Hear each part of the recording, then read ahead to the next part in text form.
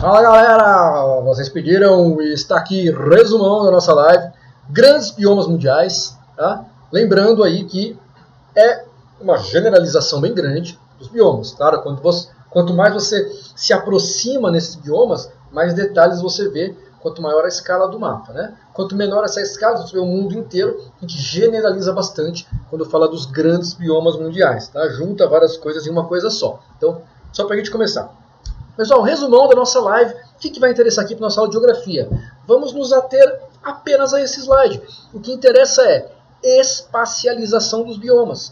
Como os biomas se distribuem ao redor do mundo. Quais características vão influenciar nisso? E nós vamos tratar aqui de características climáticas, dos fatores do clima e algumas outras características ambientais. Vamos lá. Temos aqui nesse mapa, nessa figura, a divisão em biomas e formações vegetais. Então temos aí, ó, floresta tropical, né, em verde escuro. Temos as savanas, nesse amarelinho meio sem cor aqui no meio, né? Temos os desertos ou clima semiárido, um amarelo mais forte aqui, por exemplo, o deserto do Saara. E também temos aqui a parte de gelo da Antártica, que também é um deserto. Tá? Temos os campos, pradarias, estepes, né, os pampas. Então aqui laranjinha mais claro, a Argentina. Pega um pouco do sul do Brasil aqui, centro da América do Norte, leste europeu, Ásia. Tá? Temos aqui vegetação mediterrânea, que engloba o mar Mediterrâneo. Temos aqui florestas temperadas no hemisfério norte, grande parte da Europa, uma parte da Ásia aqui pegando China, Coreia, Japão, tá? Entrando na Rússia. Temos aqui a América do Norte também, Estados Unidos, Canadá. Taiga, essa grande faixa rosa clara aqui, ó, no norte do planeta, ali médias e altas latitudes, tá? E a tundra, essa rosa mais escura, acima, mais ao norte, né, da taiga, um bioma aí, uma formação de vegetação muito adaptada ao clima frio, beleza? Finalizando, temos a alta montanha ou alta montana, essas manchas marrons que são reflexos da altitude, do relevo nas vegetações. E aí o gelo, que ele classifica como gelo, mas que são desertos gelados. Pessoal, o que interessa pra gente aqui, resumindo a nossa live? Na live eu falei um pouco de cada um desses biomas e das características climáticas e algumas outras características que marcam cada um dos biomas. Por que eu fui neste caminho? Porque a gente não precisa decoreba para ver bioma. Se você vê fatores climáticos, você já consegue ver bioma.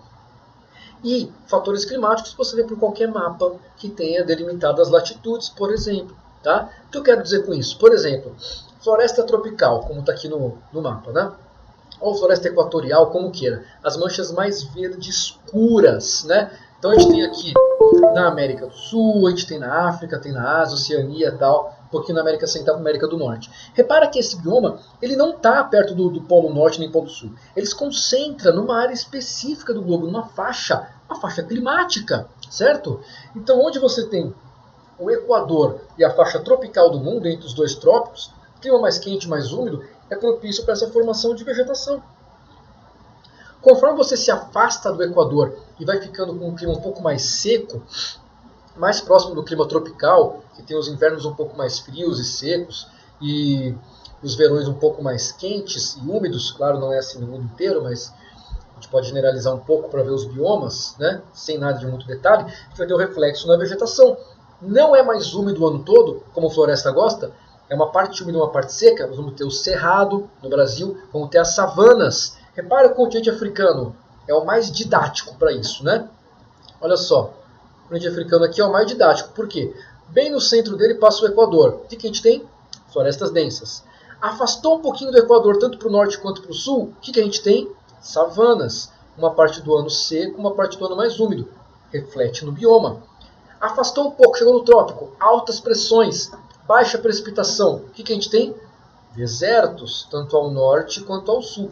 Então, pessoal, por que eu estou falando isso? Porque você não precisa decorar qual bioma está em qual lugar do mundo. Você vendo o mapa, você já vai ter uma ideia. Em qualquer lugar do planeta onde passa o Equador, você vai ter a chance de você ter uma floresta tropical muito úmida e muito quente, extremamente grande, a não ser que tenha uma montanha, alguma particularidade. Então, qualquer lugar do mundo, você viu um mapa Equador, pode crer que o bioma vai ser muito parecido. qualquer lugar do mundo, você viu o mapa, está bem longe do Equador, próximo ao polo, pode crer que o bioma vai ser muito parecido no mundo inteiro, naquela faixa de latitude. Então, pessoal, vocês têm que observar o mapa, ver os fatores do clima, a faixa da latitude, o relevo, e a partir daí você vai conseguir traçar os biomas, claro, não com detalhe, mas a grosso modo sim. Por que isso é importante? Porque você pode levar isso para vários outros assuntos. Por exemplo, se o cara te dá um mapa do continente africano e te dá um mapa e localiza um país lá, e pede para você falar se naquele país a atividade econômica dos caras vai ser mais baseada em agricultura ou não. Se o cara te dá um país no trópico de Capricórnio, você vê no mapa, você vê que o trópico de Capricórnio cruza esse país na África, você pode crer que não vai usar a agricultura como principal fator econômico. Por quê? Porque o clima vai ser seco, vai ser um bioma de deserto.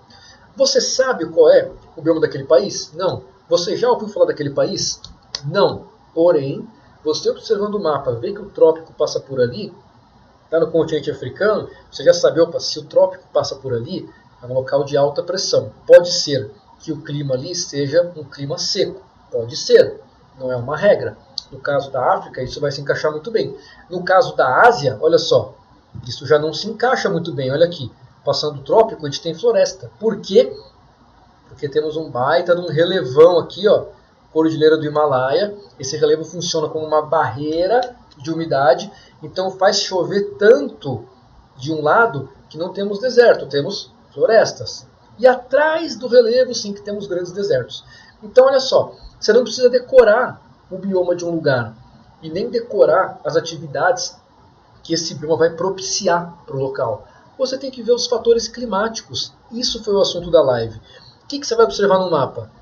Se está próximo do Equador ou não, aí você vai ter uma noção se o local tem temperaturas altas, grande evaporação, grande umidade ou não, se tem presença de grandes relevos ou não, porque aí você vai ter uma noção se o local é alto ou baixo.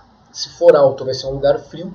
Mesmo no Equador, se for uma montanha muito alta, pode ser que tenha neve lá em cima. Tá? E o relevo também funciona como uma barreira de umidade. Pode chover de um lado e atrás acontecer um clima muito mais seco, formando até um deserto. Tá? Então observe a distância do Equador, observe se tem relevos ali. A partir daí você vai conseguir traçar o clima bem geralzão. Você vai conseguir traçar um geralzão do clima. A partir do geralzão do clima, você vai traçar um geralzão do bioma das formações vegetais. A partir desse geralzão de biomas e formações vegetais, você pode ter uma ideia da atividade econômica primária do local. Se pode ser agricultura ou não, por exemplo. Tá? Então a gente tem, próximo do Equador, os biomas e formações vegetais das florestas tropicais equatoriais. Quando essa floresta passa um pouquinho do trópico, a gente tem a subtropical. Então aqui, por exemplo, ó, abaixo do trópico de Capricórnio, floresta subtropical, no Brasil representada pelas araucárias, né? Se for acima do trópico de Câncer, também é subtropical, porque está além do trópico, em direção ao polo, então é subtropical. Então os biomas mais quentes, florestas. Transição, savanas, uma parte do ano é úmida, uma parte do ano é seca. Então já vão se aproximar dos trópicos. Tá? Chegou nos trópicos, dependendo da junção de fatores, a gente pode ter os desertos. Lembra que os desertos se concentram sempre próximos aos trópicos, porque o trópico é uma zona de alta pressão, então vai chover menos. Se você junta a alta pressão do trópico com uma corrente fria e um relevo, você vai ter a formação muito grande, a chance de você ter a formação de um deserto. Tá? Então você tem climas mais quentes e úmidos, florestas, transição, chegando perto dos trópicos, você vai começar a ter a formação de savanas, no caso do Brasil, cerrado. Chegou no trópico, pode ser que você tenha deserto, pode ser que não, depende de outras características, como relevo, correntes oceânicas.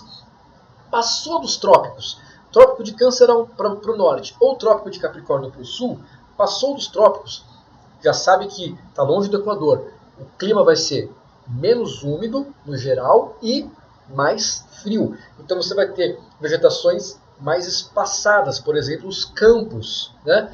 Com vegetação mais espaçada, mais baixa. As florestas temperadas, árvores acostumadas ao frio, acostumadas à neve, árvores que perdem as folhas, são adaptadas a esse tipo de clima. Foi mais ao norte ainda, mais frio ainda, você tem os biomas gelados, a taiga e a tundra. A taiga, floresta de pinheiros, coníferas totalmente adaptadas congelamento dos rios, as neves, por exemplo, né? Climas muito frios na maior parte do ano, média de temperatura no verão com raríssimos dias com temperatura muito alta, tá? Média de temperatura nova fica em 10, 15 graus no máximo, tudo bem? Vários dias de temperatura abaixo de zero, e depois da taiga a tundra, que aí essa mancha rosa mais ao norte, aí, mais escurinha, aqui em cima no mapa, que vão ter vegetações muito rasteirinhas, só em 1, 2, máximo 3 meses no ano, quando a gente tem o verão, o resto do ano está tudo embaixo de neve.